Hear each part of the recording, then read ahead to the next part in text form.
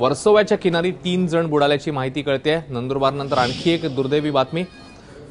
तिघांपैकी एकाचा मृतदेह सापडलाय तर दोघांचा शोध सुरू आहे। मनश्री पाठक आपल्या प्रतिनिधी आपल्या सोबत आहेत। मनश्री, या घटनेसंदर्भात तुझ्याकडे काय माहिती?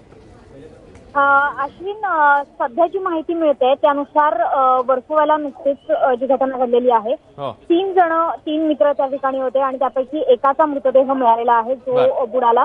अर्थात लाईफगार्डनं त्याला वर काढण्यात यश मिळालं असतं तरी सुद्धा कुपर हॉस्पिटलमध्ये दाखल करण्यापूर्वीच त्याचा मृत्यू झाला। तर बाकीचे दोघं जे आहेत त्यांचा अजून पत्ता लागलेला नाहीये। आपल्याला माहिती की अगदी काही दिवसांपूर्वी म्हणजे अगदी 2 दिवसापूर्वी अशाच प्रकारची घटना गिरगाव चौपाटीवर घडली होती।